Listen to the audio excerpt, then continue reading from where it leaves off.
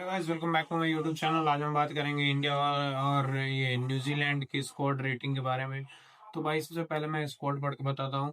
और इसमें रेटिंग क्या करना है यार, बहुत मतलब डाउनग्रेड पे चल रही है वेस्ट इंडीज की टीम, लेकिन फिर भी एक ओवरव्यू मैं दूंगा, वैसे ही ओवरऑल रेटिंग करूंगा कि कैसा लग रहा है, क्या लग रहा है और मेरा पॉइंट ऑफ व्यू क्या है, क्या बॉलिंग कर सकती है, क्या बैटिंग कर सकती है। वैसे तो बैटिंग में पावर लग रहा है, लेकिन भाई बॉलिंग थोड़ी सी नॉर्मल लग रही है, एकदम साधारण। तो भाई सबसे पहले स्क्वाड पढ़ के बताता हूँ मैं।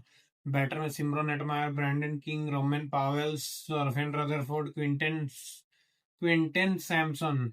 ये सैमसंग वो इंडिया वाला नहीं, ये एक न्यूजीलैंड में सैमसन करके है, वो है। और विकेट कीपर में सेव जो कैप्टन है, जॉनसन चार्ल्स। और ऑलराउंडर में Roston chase, Jason holder, Mario shepherd. Bowler में अकील हुसैन, सेमार जोसेफ, गुटाकेस मोती और मैथ्यू फोर्ड और जेडन सील्स। तो भाई ये है वेस्ट इंडीज की टीम। और अगर हम लोग प्लेइंग 11 की बात करें, तो जो मैंने बनाया है उसमें से हो ब्रैंडन किंग ओपन करते हैं। 3 पे एटमायर, 4 पे रोमन पॉवेल, 5 पे रॉस्टिन चेज, 6 पे सरफेन रदरफोर्ड, 7 पे रोमारियो सेपर्ड, 8 पे होल्डन, 9 पे ये अकील हुसैन, 10 पे गुटाकेस मोती और 11 पे जेडन सील। तो भाई बैटिंग में अगर इंडियन से कंपैरिजन करोगे तो फिर भी ठीक है कि इसमें पावर फायर पावर है। वो ओपनिंग में भाई ये सेओ और ब्रेंडन किंग मतलब 3 फॉर्मेट प्लेयर बन गए हैं। सेओ भाई बढ़िया स्ट्राइक रेट्स खेलता है, वो T20 में ओपन करता है तब से तो।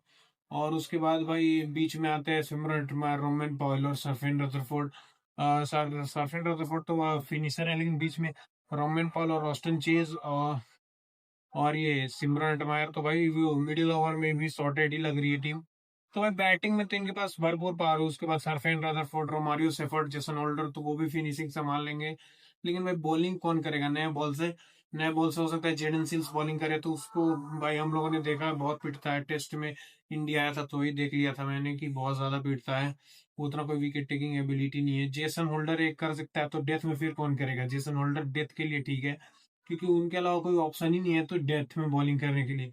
तो एक्सपीरियंस के साथ जाओगे ना, तो जेसन होल्डर हो सकता है कि डेथ में बॉलिंग करे, तो वहां से कुछ ठीक कर सकते हैं। बाकी नहीं के पास ये स्पिन से थोड़ा सा वो सोचेंगे, क्योंकि भाई अकील हुसैन आईसीसी रैंकिंग में 3 पे चल रहा था कभी, तो वो ठीक बॉलिंग करता है। मैंने थोड़ा बहुत उसका मैच भी फॉलो किया था, क्योंकि वो चेन्नई में आता था। थोड़ा बहुत मैंने उसकी बॉलिंग देखी थी, तो ठीक कर रहा था बॉलिंग वो। और गुटाकेश मोती भी, वो भी बढ़िया बॉलर है। तो ये स्पिन से पकड़ने का कोशिश करेंगे अगर विकेट ले लेते हैं तो। नहीं तो भाई बैटिंग में अगर चेज कर रहे हैं तब तो भाई हो सकता है कि मतलब ये टीम इनकंसिस्टेंट है। जब भी मतलब ये लगेगा कि 100 पे 1 है, फिर धड़ाम से 100 पे 4 हो जाएगी। तो ऐसा है कि जो आता है मतलब ये आंख बंद करके बैट घुमाने वाला हाल है इनका, बस और कुछ नहीं है। लगा तो शाम तक, नहीं तो फिर शाम तक वेस्ट इंडीज यहीं से बाहर होती हुई नजर आएगी। और ग्रुप ऑफ डेथ में मतलब ये बांग्लादेश रहती तो वहां से हो सकता था बांग्लादेश आगे आ जाए। ग्रुप ऑफ डेथ में तो ये नहीं है, लेकिन ये इनका हो सकता है कि सुपर 8 में जाए और उसके बाद इंडिया वाले ग्रुप में आ जाए। तो भाई इंडिया में साउथ अफ्रीका है, उसके बाद वेस्ट इंडीज है, फिर इंडिया है। तो मतलब अगर चेस कर रहे हैं तो थोड़ा बहुत मतलब 60-40 का चांस होगा। 60-40 मतलब 60 जो बॉलिंग कर रहा है, 40 जिनके अगर प्लेयर चल गए तो भाई ये जिता सकते हैं और रन भी बना सकते हैं फर्स्ट में। लेकिन बॉलिंग इनकी रन खा भी सकती है उतना ही। तो भाई इसमें कोई रेटिंग करने का बात ही नहीं था, यहाँ पे यही था कि बॉलिंग बहुत वीक है, बैटिंग में थोड़ा कंपटीशन हो सकता है सब टीमों से। मतलब जो जो बढ़िया बढ़िया टीमें हैं, इंडिया, इंग्लैंड, ऑस्ट्रेलिया। और भाई क्योंकि ये दुनिया भर जा जाके केवल लीग ही खेलते हैं T20 में, थोड़ा सा मतलब एक्सपीरियंस भी ज्यादा है। रोमारियो सेफर्ट भी एक बॉलर है, वही बॉलिंग कर लेता, बढ़िया आईपीएल में भी किया था उन्होंने फाइनल में। तो भाई आरसीबी के लिए तो यहाँ पे मेरे को ये मतलब ये पांचों उंगली मुट्ठी मिल के अगर बनाए टीम तो ये बढ़िया बनेगी। लेकिन भाई ये टापू से खेलने आते हैं उतना ज्यादा मतलब जैसे हम लोग प्राइड फील करते हैं ना खेलने में, वैसा उन लोग के साथ नहीं है। आया मस्ती की ये खेले और चले गए, वही सिस्टम है इनका।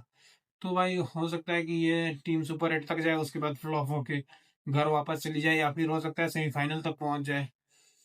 तो ये टीम अनप्रिडिक्टेबल है, इसको कोई प्रिडिक्ट नहीं कर सकता। इसलिए मैंने ज्यादा रेटिंग नहीं किया, ऊपर ऊपर से एनालिसिस कर दिया है। तो भाई यही थी वेस्ट इंडीज की एनालिसिस। और भाई कल मैंने ये WPL फॉलो किया, तो भाई ये सब मैचेस तो मतलब बढ़िया ही हो रहे थे जो मैंने स्कोर कार्ड देखा है। लेकिन वो गुजरात के सामने 2 बार दिल्ली चौक कर जाती है। और जहां मैटर द मोस्ट मतलब वहां पे ये दिल्ली आउटप्लेड कर देती है गुजरात को, मतलब 15 ओवर में 167-68 चेज कर दिया और फाइनल में पहुंच गए। मैं फाइनल अच्छे से देखूंगा, उसके बाद मैं एनालिसिस वीडियो बनाऊंगा। तो आरसीबी दिल्ली का फाइनल है WPL में, देखते हैं दूसरी बार आरसीबी जीतती है या फिर ये पहली बार भाग खुलता है डीसी का, क्योंकि भाई ये डीसी मतलब जो जिससे ज्यादा उम्मीद नहीं होता वही फाइनल जीतता है। पिछले बार आरसीबी से नहीं थी, मतलब पिछले पिछले साल, पिछले बार तो मुंबई थी, तो मुंबई भाई मुंबई आरसीबी अगर होता तो भाई बहुत टफ कंपटीशन होता। लेकिन दिल्ली के साथ है तो भाई थोड़ा सा एज है आरसीबी को, क्योंकि भाई वहां पे उन लोग तो कंसिस्टेंटली परफॉर्मेंस करते हुए आ रहे हैं और बढ़िया परफॉर्मेंस भी किया है। तो भाई आज अगर जब तक आप वीडियो देखोगे शाम तक, मतलब ये India south Africa warm up match है, उसके बाद ये अंडर 19 चल रहा है इंडिया अफगानिस्तान का, तो भाई बहुत सारे मैचेस हैं। कल से फिर WPL फाइनल है, उसके बाद 2 दिन के बाद वर्ल्ड कप शुरू है। तो भाई यही थी आज के लिए, वीडियो के लिए आज के लिए इतना ही। तब तक के लिए ख्याल रखें अपना। Thank you so much, like से सब्सक्राइब करें। जय हिंद।